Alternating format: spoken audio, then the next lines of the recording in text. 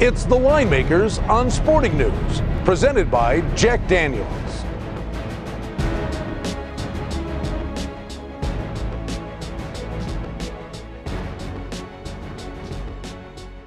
All right, folks, let's gear up for the Battle of Lake Erie. The Bills at Cleveland. Buffalo a 3-point favorite. The total on the game is 43.5. This will be a pretty good raucous atmosphere for this game.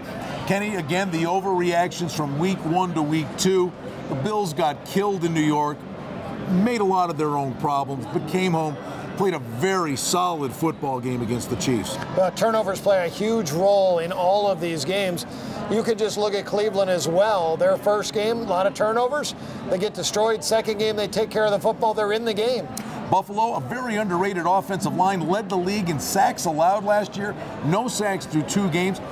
Look who's leading the NFL in rushing, C.J. Spiller, and you called that. You said you didn't think much of a drop-off when Jackson got hurt. Well, it's an upgrade now, Spiller, the way he's running the football. And you're right, loved this offensive line last year, Brian. I don't believe they allowed a sack the first 4 or 5 games last year.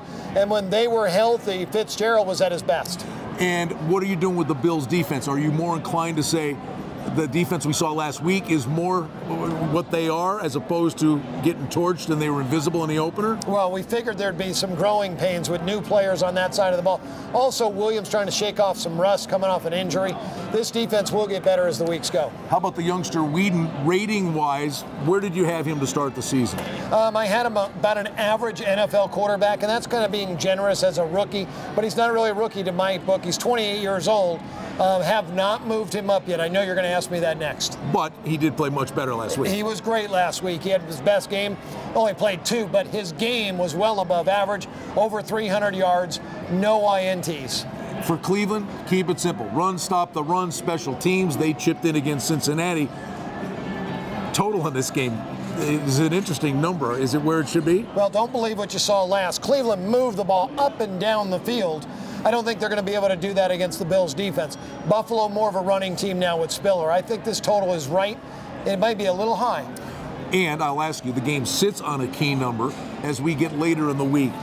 Does money come in on Buffalo? It would seem that might be the side. I think it might be. I made the game 3.5. I think that's the right number. So watch for that. If you're inclined to bet Buffalo, bet it early. If you're taking the points with the home dog, hang out. Wait till that hook pops up.